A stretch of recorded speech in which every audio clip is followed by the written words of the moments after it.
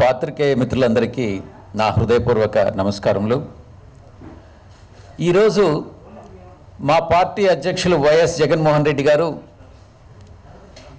ఆంధ్ర రాష్ట్రంలో ఉన్నటువంటి ప్రతి ఒక్కరికి, ప్రతి కుటుంబానికి మేలు చేసే విధంగా ఒక అద్భుతమైనటువంటి చరిత్రలో చరిత్రాత్మకంగా నిలిచిపోయేటటువంటి ఒక మేనిఫెస్టోని విడుదల చేయడం జరిగింది. గతంలో స్వర్గీయ రాజశేఖర రెడ్డి గారి పాలనలో ఏ రకంగా అయితే ప్రజలందరూ కూడా ఆంధ్ర రాష్ట్ర అప్పుడు కాంపోజిట్ ఆంధ్రప్రదేశ్లో ఉన్నటువంటి ప్రతి ఒక్కరూ కూడా ఏ రకంగా ప్రయోజనం పొందారో అటువంటి సుపరిపాలన అందించేటటువంటి దిశలో ఈ యొక్క మేనిఫెస్టో రిలీజ్ చేయడం జరిగింది. దానికి పూర్తి వ్యతిరేకంగా చంద్రబాబు నాయుడు ఈరోజు 38 పేజీల మేనిఫెస్టో విడుదల చేశారు. గతంలో ఒక పుస్తకాన్ని రిలీజ్ చేశారు. 650 పైచిలకు హామీలు ఇచ్చారు. ఒక్క హామీ అంటే ఒక్క హామీ కూడా నెరవేర్చకుండా సిగ్గు లేకుండా ఈరోజు తిరిగి ప్రజలకు వద్దకు వస్తూ ఉన్నాడు. ప్రజలందరూ కూడా బుద్ధి చెప్పేదానికి సిద్ధంగా ఉన్నారు. ఇంకొక విషయాన్ని ఈ సందర్భంగా మనం గుర్తు తెచ్చుకోవాలి. విశాఖపట్నంలో చంద్రబాబు నాయుడు మాట్లాడుతూ,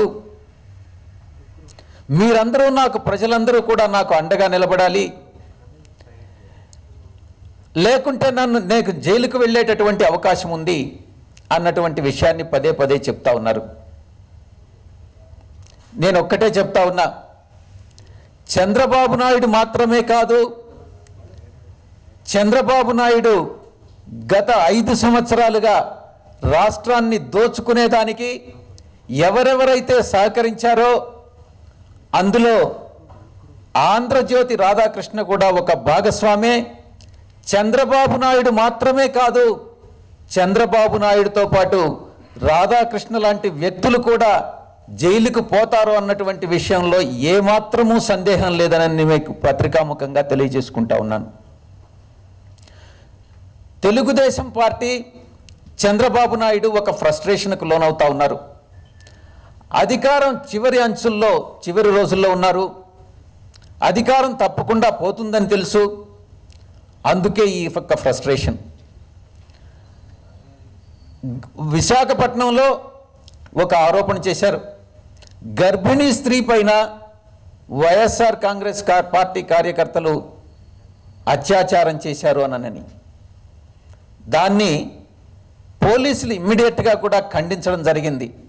ఆ యొక్క అత్యాచారానికి వైఎస్ఆర్ కాంగ్రెస్ పార్టీకి కార్యకర్తలకి ఎటువంటి సంబంధం లేదు అనని, అయినప్పటికీ కూడా ఇప్పటికీ ఈరోజు కూడా ఈ యొక్క అవినీతి చక్రవర్తి చంద్రబాబు నాయుడు పదే పదే మీటింగ్స్లో చెప్తా ఉన్నాడు. ఇక లోక్నీతి సిఎస్డిఎస్ సర్వే, చంద్రబాబు నాయుడు తిరిగి అధికారంలోకి వస్తున్నాడు, 130 స్థానాలు గెలుచుకోబోతున్నాడు అని ఒక సర్వేని విడుదల చేయడం జరిగింది. దాన్ని తిప్పికొడుతూ మాకు ఆ సర్వేకి ఎటువంటి సంబంధం లేదనని ఆ యొక్క లోక్నీతి సిఎస్డిఎస్ వాళ్ళు చాలా స్పష్టంగా తెలియజేశారు. ఇది చంద్రబాబు నాయుడు రాధాకృష్ణ మొహం మీద ఉమ్మేసినట్టే అన్నటువంటి విషయం చాలా స్పష్టంగా తెలుస్తూ ఉంది. రాధాకృష్ణ విషయానికి వస్తే, ఈ యొక్క 4.5 సంవత్సర కాలంలో ఆంధ్రప్రదేశ్ ప్రభుత్వం నుంచి ఇంచుమించుగా ఏబిఎన్ ఛానల్కి కానీ, ఆంధ్రజ్యోతి పత్రికకు కానీ 1500 కోట్ల రూపాయలు అడ్వర్టైజ్మెంట్స్ కానీ మిగతా రూపేణా రిసిట్స్ రావడం జరిగింది. ఇది కాకుండా అధికారాన్ని అడ్డుపెట్టుకొని మరొక 1500 కోట్ల రూపాయలకి సెటిల్మెంట్ చేసినటువంటి ఒక దళారి ఈ యొక్క రాధాకృష్ణ అన్నటువంటి వ్యక్తి ప్రజలందరికీ తెలుసు. కాబట్టే ఈరోజు పత్రికాముఖంగా నేను చెప్తా ఉన్నా, చంద్రబాబు నాయుడుతో పాటు రాధాకృష్ణ కూడా జైలుకు వెళ్తాడు, సందేహమే లేదు.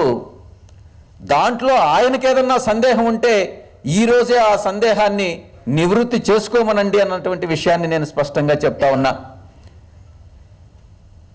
ఈరోజు నేను విజయవాడ నుంచి వచ్చేటప్పటికి ఆంధ్రజ్యోతిలో ఏదో టెలికాస్ట్ చేస్తూ ఉన్నారు. నేనేదో ఎవరితో మాట్లాడుతున్నట్టుగా, మా పార్టీ అధ్యక్షుల వారిని నేను కించపరిచి మాట్లాడుతున్నట్టుగా, ఆంధ్ర రాష్ట్ర ప్రజలను నేను కించపరిచి మాట్లాడుతున్నట్టుగా ఒక దుష్ప్రచారం ఒక ఆంధ్రజ్యోతిలోనే వచ్చింది. దీన్ని బట్టి అర్థం చేసుకోవచ్చు, ఆంధ్రజ్యోతి అన్నటువంటిది ఒక కులజ్యోతి మాత్రమే, ఒక కులపత్రిక మాత్రమే, ఒక తోకపత్రిక మాత్రమే, ఒక సామాజిక వర్గానికి కొమ్ము కాస్తున్నటువంటి ఒక పత్రిక మాత్రమే అన్నటువంటి విషయం చాలా స్పష్టంగా తెలుస్తూ ఉంది. ఆంధ్రజ్యోతి రాధాకృష్ణ గతం తీసుకుంటే ఇతను ఒక కిరసనాయిల దొంగ అన్నటువంటి విషయం మీ అందరికీ తెలుసు. ఇతను ఒక రేషన్ బియ్యపు దొంగ అన్నటువంటి తనే స్వయంగా చెప్పుకున్నాడు. ఒక దొంగకి ఇంతకన్నా మంచి ఆలోచనలు, ఐడియాలు వస్తాయా అని నేను ప్రశ్నిస్తా ఉన్నా. ఈ యొక్క ఆంధ్రజ్యోతిలో వచ్చినటువంటి ఈ యొక్క వార్తలకి చాలామంది స్పందించారు కూడా. దాన్ని ఒక డిబేట్ లాగా పెడుతున్నారు. వాళ్ళ నుంచి వ్యాఖ్యానాలు కూడా ఈయన ఆహ్వానించాడు, ఈ మహానుభావుడు. వాళ్ళందరూ కూడా ఒక మానవతా విలువలు విడిచి వాళ్ళు పెద్ద ఎత్తున దుష్ప్రచారం చేస్తూ ఏదైతే అసభ్యకరంగా సమాజం అసభ్యకరంగా మాట్లాడకూడదు అని అనుకుంటుందో అటువంటి అసభ్య పదజాలంతో దూషించడం జరిగింది. ఇది వారి విఘ్నతకు వదలడమే కాకుండా చట్టపరంగా దీనిపైన లీగల్ యాక్షన్ తీసుకుంటామన్నటువంటిది కూడా నేను స్పష్టంగా తెలియజేస్తా ఉన్నా.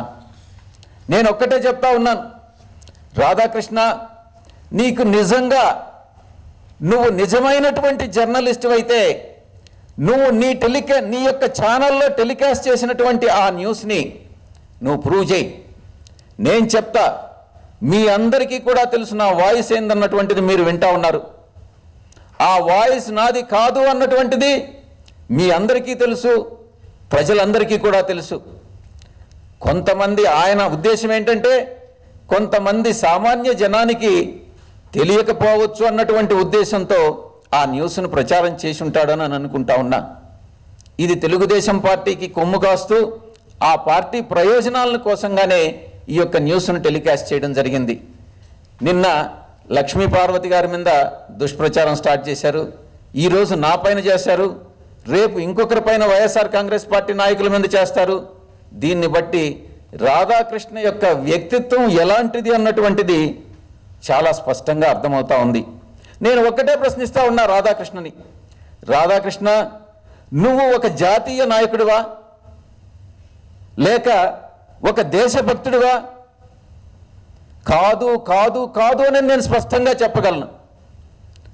నువ్వు ఒక సమాజానికి ఒక చీడ పురుగువి, ఒక కులానికి నాయకుడివి, ఒక కుల పిచ్చున్నటువంటి ఒక వ్యక్తివే, కానీ నువ్వు నాయకుడివే కాదు, ఒక సమాజానికి ఉపయోగపడేటటువంటి వ్యక్తివి కాదు అన్నటువంటి విషయాన్ని నేను చాలా స్పష్టంగా చెప్తా ఉన్నా. ఇంకొక విషయం మీ దృష్టికి తీసుకొచ్చి నేను ఈ యొక్క ప్రెస్ కాన్ఫరెన్స్ ముగిస్తా. గతంలో ఇతను నాకు గుర్తున్నంత వరకు మందా కృష్ణమాదిగర్ గారిని బాడుగు నేతగా అభివర్ణించాడు ఈ రాధాకృష్ణ అన్నటువంటి వ్యక్తి. నేను ఒకటే అడుగుతున్నా, రాధాకృష్ణ ఎవరో కాదు, నువ్వు కాదా బాడుగ నేత అని నేను నిన్ను ప్రశ్నిస్తా ఉన్నా. నువ్వు ఈరోజు తెలుగుదేశం పార్టీకి అమ్ముడుపోయావు. నువ్వు తిన్నటువంటి ప్రతి పైసా కూడా రాష్ట్రాన్ని చంద్రబాబుతో కలిసి నువ్వు దోచుకున్నటువంటి ప్రతి పైసా కూడా నీ దగ్గర నుంచి కక్కిస్తామన్నటువంటి విషయాన్ని చాలా స్పష్టంగా చెప్తా ఉన్నాం. ఈ విషయంగా మేము ఎలక్షన్ కమిషన్, రాష్ట్రంలో ఉన్నటువంటి ఎలక్షన్ కమిషన్ సిఇఓకి మేము పిటిషన్ కంప్లైంట్ ఇస్తాం. ఈ ఢిల్లీలో ఉన్నటువంటి చీఫ్ ఎలక్షన్ కమిషనర్కి కంప్లైంట్ ఇస్తాం. ఇన్ఫర్మేషన్ అండ్ బ్రాడ్కాస్టింగ్ మినిస్ట్రీలో ఇంత దరిద్రపు కొట్టు ఛానల్ ఉండదు, ఇంత దుష్ప్రచారం చేసేటటువంటి ఛానల్ ఉండదు.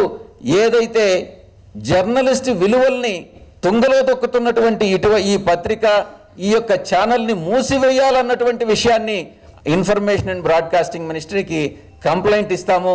ఇక్కడ ఎందుకనంటే ఇక్కడ ఈ న్యూస్ ఉద్భవించింది కాబట్టి ఇక్కడ పోలీసులకు కూడా రాధాకృష్ణ మీద కంప్లైంట్ చేస్తానన్నటువంటి విషయాన్ని మీ అందరికీ కూడా నేను తెలియజేసుకుంటా ఉన్నాను. థ్యాంక్ యూ, ధన్యవాదాలు.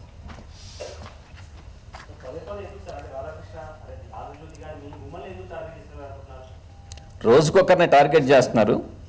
నిన్న లక్ష్మీ పార్వతిని టార్గెట్ చేశారు, ఈరోజు నన్ను టార్గెట్ చేశారు. దీని యొక్క అంతర్యం ఏంటంటే,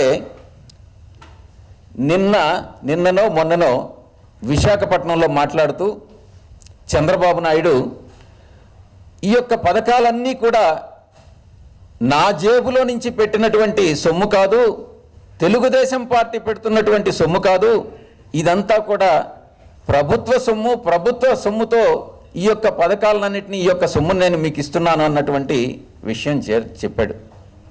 ఈరోజు అది కప్పిపుచ్చుకునేదానికి, ఒక జనాల మైండ్ను డైవర్ట్ చేసేదానికి వైఎస్ఆర్ కాంగ్రెస్ పార్టీ పైన దుష్ప్రచారంలో చేసేటటువంటి దాంట్లో భాగంగానే ఈ యొక్క ఆరోపణలు చంద్రబాబు, రాధాకృష్ణ ఇద్దరు కలిసి చేస్తున్నారు అన్నటువంటి విషయాన్ని దృఢంగా నమ్ముతా ఉన్నా.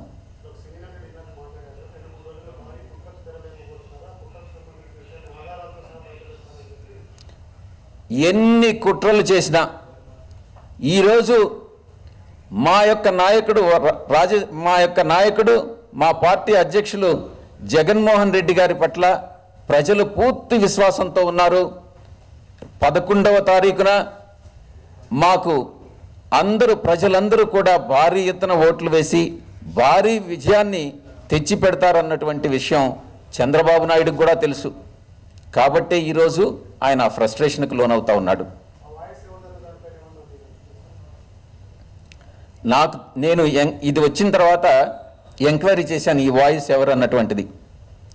ఇది సెంట్రల్ ఫారెన్సిక్ ల్యాబ్కి రెఫర్ చేసిన తర్వాత ఇది నా వాయిసా కాదా అన్నటువంటి విషయం తెలుస్తుంది.